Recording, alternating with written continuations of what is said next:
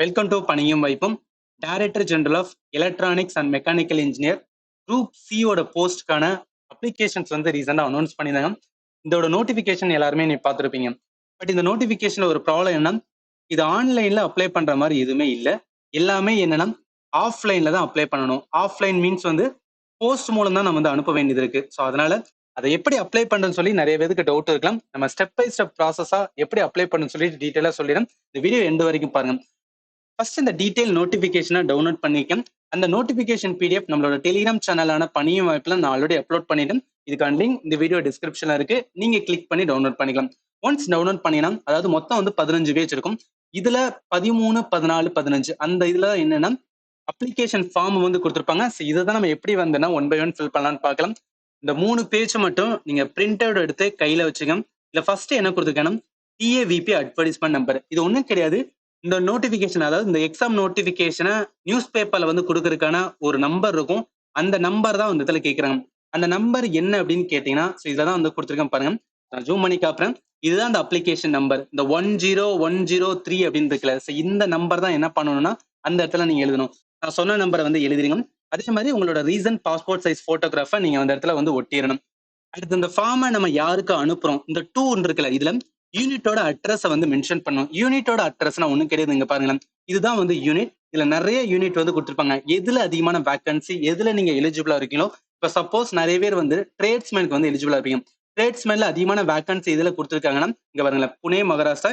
இது place of எங்க நம்ம வேலை வைப்போம் அந்த இடமும் இதுதான் வந்து யூனிட்டோட இடம். ஸோ இந்த யூனிட்ல இந்த பிளேஸ்ல ட்ரேட்ஸ்மேன் மேட்ல 116 வேகன்சி. அப்ப இதுக்கு அப்ளை பண்ண போறீங்கன்னா இந்த யூனிட்டோட இந்த இடத்துல நீங்க எழுத வேண்டியிருக்கும். அப்ப ஏன்னா யூனிட் சொல்லிட்டு இந்த இடத்துல கம்ப்ளீட்டா நீங்க வந்து என்னென்னலாம் கொடுத்துருக்காங்களோ இந்த கமாண்டன்ட்ல ஆரம்பிச்சு இதோட பின் நம்பர் வரைக்கும் நீங்க என்னன்னா இந்த இடத்துல எழுதணும். ஒன்ஸ் நீங்க எழுதி முடிச்சதுக்கு அப்புறம் போஸ்ட் அப்ளை, இந்த இடத்துல நிறைய பேர் இப்ப ட்ரேட்ஸ்மேனுக்கு அப்ளை பண்ணணும். இந்த இடத்துல நம்ம என்ன எழுதணும், ட்ரேட்ஸ்மேன் அப்படின்னு எழுதணும். ஸோ ட்ரேட்ஸ்மேன் மேட் அதுல எப்படி இருக்கோ அப்படியே எழுதுங்க. இந்த இடத்துல என்ன பேர் கொடுத்துருக்காங்களோ அதே மாதிரி வந்து எழுதுங்க. சப்போஸ் இதை எப்படி எழுதுன ஒரு டவுட் இருந்துச்சுன்னா இந்த இடத்துல நான் கொடுத்துருக்கேன் எப்படி எழுதணும்னு. இங்க பாருங்க, அப்ளிகேஷன் ஃபார்ம்ல 2ல வந்து என்னன்னா இவங்க நான் சொன்ன இதுக்கு தான் வந்து அப்ளை பண்ணியிருக்காரு. இந்த மாதிரி தான் நீங்க எழுதணும். கமாண்டன்ட் அப்படின்னு போட்டுட்டு இந்த இடத்துல ட்ரேட்ஸ்மேன் மட்டும் இந்த யூனிட்லயும் வந்து என்னன்னா அந்த கமாண்டன்ட்ல ஆரம்பிச்சு பின் நம்பர் வரைக்கும் வந்து எழுதியிருக்காரு. இது ஃபர்ஸ்ட்.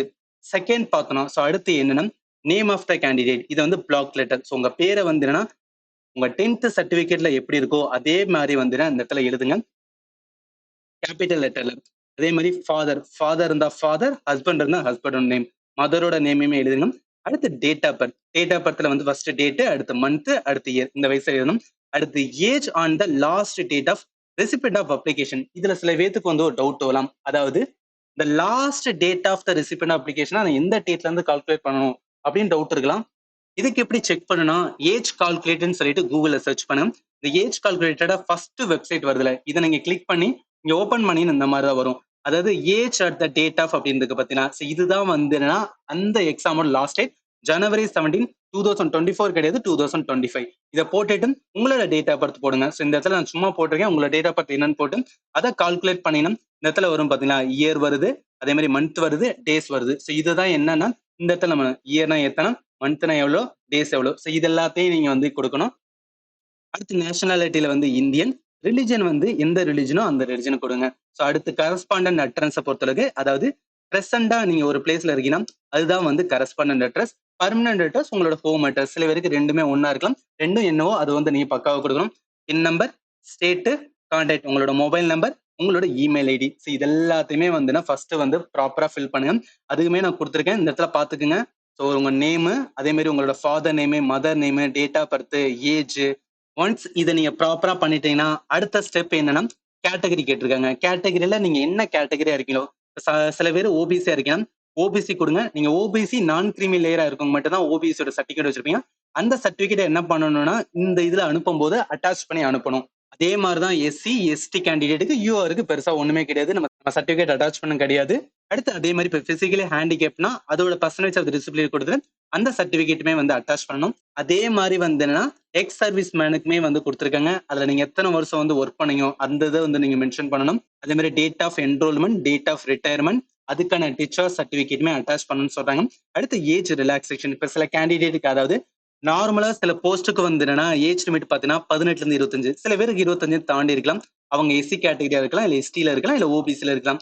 ஆர் வந்து person with benchmark disability, X serviceman, department candidate. இந்த கேட்டகரியில நம்ம கேண்டிடேட்டா இருந்தோம்னா நம்மளுக்கு ஏஜ் ரிலாக்ஸேஷன் இருக்கு. அதை கிளைம் பண்றதுக்கு இந்த இடத்துல மென்ஷன் பண்ண சொல்றாங்க. அடுத்து குவாலிஃபிகேஷனை பொறுத்தளவு முதல்ல சில பேர் 10th முடிச்சுட்டு அடுத்து 12th முடிச்சுட்டு அடுத்து வந்து டிகிரி முடிச்சுக்கலாம். இல்ல சில பேர் வந்து 10th முடிச்சுனே வந்து ஐடிஐ முடிச்சுக்கலாம். சரி, நீங்க என்ன முடிச்சிருக்கீங்களோ இப்போதைக்கு, அதாவது இந்த டேட் வரைக்கும் என்ன முடிச்சிருக்கீங்களோ அது எல்லாத்தையுமே நீங்க வந்து நோட் பண்ணணும். அதோட இயர், அது board, university, institution, percentage mark, grade division பொறுத்திருக்கு. நம்ம அதுல இருந்து first class, second class, third class இருக்கும். அதுல என்ன வாரீங்களோ 75 மேல இருந்தீங்கன்னா ஃபர்ஸ்ட் கிளாஸ்ல வந்துருவீங்க. அதே மாதிரி 50க்கு மேல இருந்தா செகண்ட் கிளாஸ் நினைக்கிறேன். அதுக்கப்புறம் வந்து என்னன்னா 50க்கு இருந்தா தேர்ட் கிளாஸ். இதுல வந்து என்னன்னா என்னதுல இருக்கீங்களோ அதை நீங்க வந்து கிரேட் டிவிஷன்ல கொடுக்கணும்.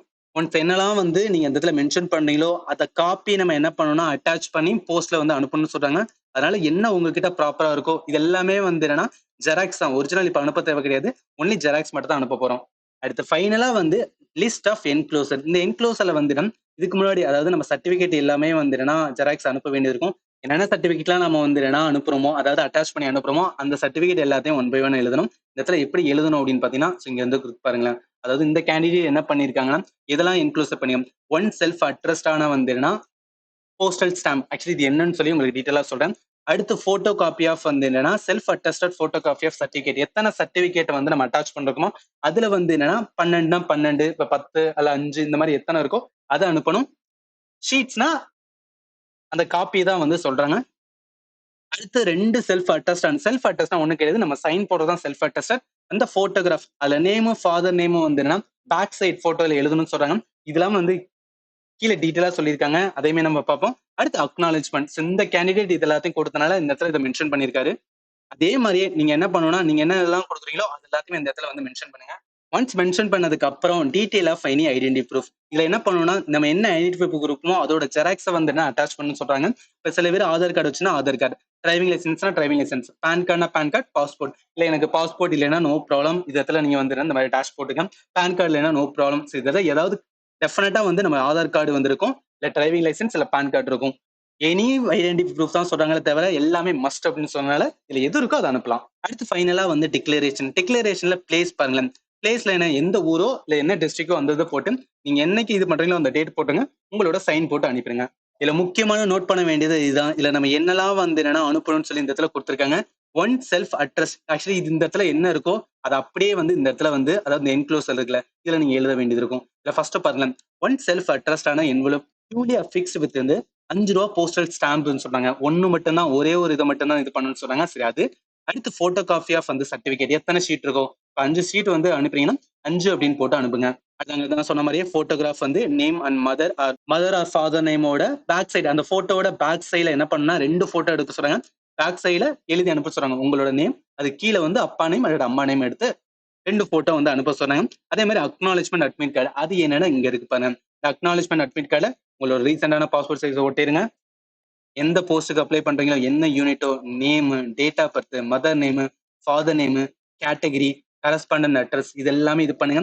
இந்த இடத்துல ஃபார் ஆஃபீஸ் யூஸ் இருக்குன்னு பாத்தீங்களா, இதுல எதுவுமே நீங்க வந்து தொட்டுறாதீங்க, இது நம்மளுக்கான கிடையாது. அதாவது நம்ம ஃபர்ஸ்ட் என்ன பண்ணுவோம்னா அப்ளிகேஷன்ஸ் வந்து அனுப்புவோம். அப்ளிகேஷனை பார்த்துட்டு நம்ம எலிஜிபிளா இருந்தோம்னா இந்த இதுல என்ன பண்ணுவோம்னா அக்னாலஜ்மெண்ட் அட்மிட் கார்டு அவங்க நம்மளுக்கு போஸ்ட் அனுப்புவாங்க. அதுல வந்து இவங்க சைன் பண்ணி அனுப்புவாங்க. அதுக்கான இடம் தான் இந்த இடத்துல கொடுத்தனால இதுல எதுவுமே நீங்க டச் பண்ண வேணாம். சோ இதுக்கப்புறம் நம்ம பார்க்க வேண்டியது வேற எதுவுமே கிடையாது. இந்த இடத்துல கேண்டிடேட்டோட இன்ஸ்ட்ரக்ஷன் மட்டும் கொடுத்துருக்காங்க. இது ஜஸ்ட் வந்துன்னா ரீட் பண்ணிக்க, அவ்வளவு இம்பார்ட்டன்ஸ் பெருசா எதுவும் சொல்லவே இல்லை. இல்ல ஒன்ஸ் அட்மிட் கார்டு வந்ததுக்கு அப்புறம் நீங்க கேண்டிடேட் வந்து எப்படி ஃபாலோ பண்ணணும், அந்த எக்ஸாம் ஹாலுக்கு எப்படி வரணும், என்னெல்லாம் பண்ணணும், அதை தான் இந்த இடத்துல மென்ஷன் பண்ணியிருக்காங்க. வரும்போது ஒரிஜினல் டாக்குமெண்ட் நம்ம டைரக்டா அட்மிட் கார்டு, ஏன்னா நம்ம பிசிக்கலா தான் போயிட்டு வந்துடுனா இது ஆஃப்லைன் எக்ஸாம் தான், ஆன்லைன் கிடையாதுனால போயிட்டு வந்துடுனா பேப்பர் ஷீட்டை தான் வந்துடுனா கொடுத்து எழுத சொல்லுவாங்க. அது ஓஎம்ஆர் ஷீட் மாதிரி இருக்கும். அந்த எக்ஸாம் எழுதுறதுக்கு முன்னாடி டாக்குமெண்ட் எல்லாத்தையும் வெரிஃபை பண்ணுவாங்க. அடுத்து எங்க எக்ஸாம் நடக்குதோ அந்த சென்டருக்கு 1 hour முன்னாடியே போயணும் அப்படின்னு சொல்றாங்க. அதே மாதிரி இந்த ரிட்டன் எக்ஸாமுக்கு கிளிப்போனா என்ன ஒரு ஸ்லேட் மாதிரி வந்து கொண்டு போய்க்கிங்க அப்படின்னு சொல்றாங்க. பேனா, பென்சில் எல்லாமே நம்ம தான் எடுத்துக்கணுமா. அதே மாதிரி 2 ஐடென்டி ப்ரூஃப் வந்து வச்சுக்கணும். இது Aadhaar, PAN, passport or driving licence, ஏதாவது 2 வந்துனா டெஃபினட்டா நீங்க வச்சுக்கணும் அப்படின்னு சொல்றாங்க. அதே மாதிரி எப்பவும் சொல்ற மாதிரி mobile, calculator, electronic item, paper எதுவுமே வந்து அலோடு கிடையாது. இதெல்லாம் எப்பன்னா நம்ம எக்ஸாம் போகும்போது எந்த இடத்துல சென்டர் இருக்கோ மோஸ்ட் ஆஃப் த சென்டர் எல்லாமே நார்த் இந்தியால இருக்கிறதுனால சரி ரொம்ப பண்ணிக்கேன். அது எனக்கு தெரிஞ்சு மோஸ்ட்லி வந்து குஜராத் தான் வந்து குடுப்பாங்க. நான் அந்த இடத்துல அதுதான் வந்து நெறைய மென்ஷன் பண்ணதுனால, அங்க எக்ஸாம் சென்டர்ல எப்படிலாம் கண்டக்ட் பண்ணுவாங்க, அத அந்த இடத்துல மென்ஷன் பண்ணாங்க. சரி ஓகே ப்ரோ. எல்லாத்தையும் நான் என்ன பண்ணிட்டேன்னா, இந்த பிடிஎஃப் டவுன்லோட் பண்ணிட்டு இந்த மாரி எழுதிட்டேன். எழுதுனதுக்கு அப்புறம் நான் என்ன பண்ணணும் அப்படின்னு டவுட் இல்ல. இப்பதான் வந்து முக்கியமான இது. என்னன்னா 2 போஸ்டல் கவர் வாங்கிக்கங்க. சரிங்களா? 2 போஸ்டல் கவர்ல ஃபர்ஸ்ட் கவர்ல இந்த மாரி எழுதுங்க. Application for the post of என்ன இதுக்கு அப்ளை பண்றீங்களோ, ட்ரேட்ஸ்மேன்னா ட்ரேட்ஸ்மேன், ஃபயர்மேன்னா ஃபயர்மேன். ஸோ எதுக்கு நீங்க அப்ளை பண்றீங்களோ, இத வந்து இந்த இடத்துல மென்ஷன் பண்ணி, இந்த கேண்டிடேட் கேட்டகரி மென்ஷன் பண்ணியிருக்காங்க. பட் கேட்டகரிலாம் அவங்க சொல்லல. பட் ஏன் இந்த மாரி சொல்றேன் அப்படின்னா, நீங்களே பாருங்களேன். அதாவது நம்மளோட அந்த அட்மிட் இதுல வந்து அவங்க என்ன மென்ஷன் பண்ணியிருந்தாங்கன்னா, ஸோ எங்க இருக்கு? One second. அந்த இருக்கு பாருங்களேன். அவங்க மென்ஷன் பண்ணது அப்ளிகேஷன் ஃபார் த போஸ்ட் இதுதான் சொல்லியிருக்காங்க. அவங்க கேட்டகரி மென்ஷன் பண்ணணும்னு எதுவுமே சொல்லல. சோ அதனால என்னன்னா, இந்த இடத்துல இத மட்டும் மென்ஷன் பண்ணுங்க. Application for the post of tradesman அந்த இடத்துல அத மட்டும் மென்ஷன் பண்ணா வந்து மோர் தென் எனஃப்பா தான் இருக்கும். அதுக்கப்புறம் ஃப்ரம் நம்மளோட இது வந்து அட்ரஸ் இந்த இடத்துல கொடுக்கணும். உங்களோட பேரு, வில்லேஜ், போஸ்ட், அடுத்து டிஸ்ட்ரிக்ட், பின்கோடு, மொபைல் நம்பர். இது ஃப்ரம் சைடு வந்து எழுதுங்க. டூ சைடு எந்த யூனிட்டுக்கு நம்ம இது பண்றோமோ அந்த யூனிட். ஒவ்வொரு யூனிட்டுமே டிஃபர் ஆகும். நம்ம அந்த ஃபார்ம் அப்ளை பண்ணும்போதே வந்து பார்த்திருப்போம். எந்த யூனிட் கொடுக்குமோ அந்த யூனிட்ட வந்து இந்த இடத்துல ப்ராப்பரா வந்து எழுதிருங்க. இதுதான் நம்ம மேல வைக்கிற வந்து போஸ்ட் கவர். இதோட சேர்த்து இன்னொரு போஸ்ட் கவருமே நம்ம வாங்கணும். அதுதான் வந்து என்னன்னா இந்த போஸ்ட் கவர். இதுல என்ன அப்படின்னா 2 அப்படின்னு போட்டுட்டு நான் ஞாபகத்துல வச்சுக்கேன் 2 தான் அந்த இடத்துல ஃப்ரம் கிடையாது 2 தான் போறோம். வில்லேஜ், போஸ்ட், டிஸ்ட்ரிக்ட், பின், மொபைல் நம்பர். இதுல ஒரு ஸ்டாம்ப் மட்டும்தான் வந்து வைக்கணும்னு சொல்லியிருக்காங்க. இது எல்லாமே நோட்டிபிகேஷன் டீட்டெயிலா கொடுத்திருந்தாங்க.